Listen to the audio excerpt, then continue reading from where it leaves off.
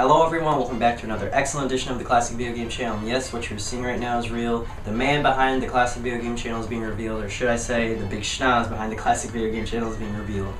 But anyway, I just decided to mix things up a bit and bring in this new format, just because the old one was getting sort of tired, and I want to change things up a bit and give myself a bit more freedom with how I present the show.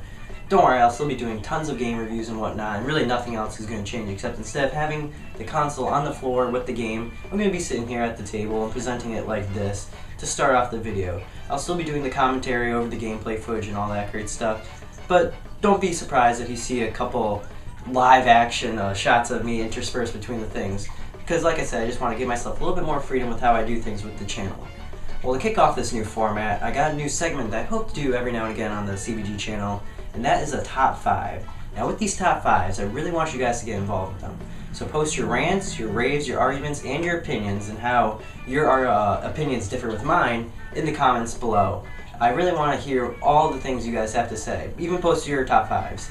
Feel free to even post a video response. I really want you guys to get involved with these things, and that's kind of the purpose of them. Well, to kick off this new segment, I got my top 5 controllers. Let's take a look. Number 5. Coming in at number 5, I'm going to get the Sega fanboys angry right off the bat. During the console wars, Super Nintendo and Genesis fanfare was divided just about evenly. However, most people did argue the superior controller to be that of the Genesis. Well, I'm sorry to say it, but I like the SNES's just a bit more. It definitely may not feel like one of the most well-built pieces of hardware ever, but it certainly feels good.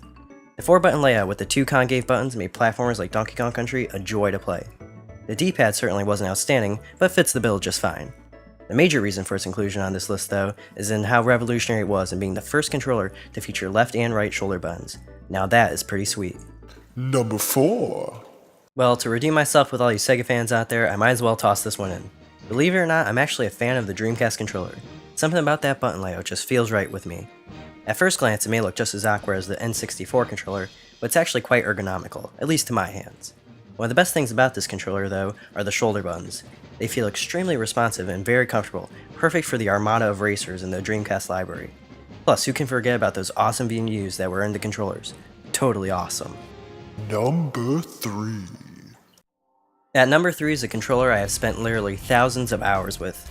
Between its first 2 iterations, the Sony DualShock controller was almost a part of me during the years of my childhood. Whether playing a Tony Hawk game, some Spyro the Dragon, or maybe even some Jak and Daxter, the DualShock, both 1 and 2, is an outstanding controller. Can't say much for the DualShock 3 since I don't own a PS3, but the original 2 DualShocks were practically the same controller, featuring a very comfortable design, a nice D-pad, and Sony's always classic button layout: triangle, circle, X, and square. Oh, the memories. Number 2. For number 2, I have a controller belonging to a console that I definitely need to spend more time with, and that is the Xbox 360. The Xbox 360 controller is absolutely amazing. Its design is extremely comfortable and its button layout is superb. Where this controller really gets it right, though, is with its analog sticks. These 2 analog sticks feel absolutely fantastic and are perfect for any type of game. With these comfortable analog sticks and their excellent placement, you can see why this is the favorite console of shooter fans. The build quality of this controller is also outstanding. This thing feels rock solid and I'm sure it could survive a few throws to the wall. Not that that would ever happen, of course. And number 1. Capping it off at number 1, we have what many regard to be one of the best controllers of all time, and that is for the Nintendo GameCube. Featuring an amazing layout of colorful buttons and extremely comfortable design, it's no wonder so many people love this controller. What people really like about it, though, is its totally awesome analog stick.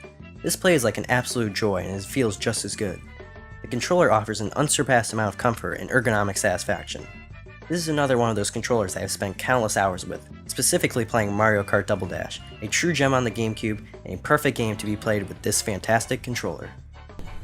Well, there you guys have it. Those are my top 5 controllers. Now, I know my list might be a little controversial compared to some of yours, but that's the whole point of it. I want to hear what you guys have to say, just like I've been saying throughout the entire video. Post away in those comments your rants, your raves, your arguments, your opinions. I want to hear what you guys have to say. Feel free to even post a video response. These videos are all about you guys. Not just these top 5 videos, the whole Classic Video Game Channel. You guys know I'm always willing to hear what you guys have to say, and I try to respond to everything. So, that's it for this edition of Classic Video Game Channel. I'll see you guys next time.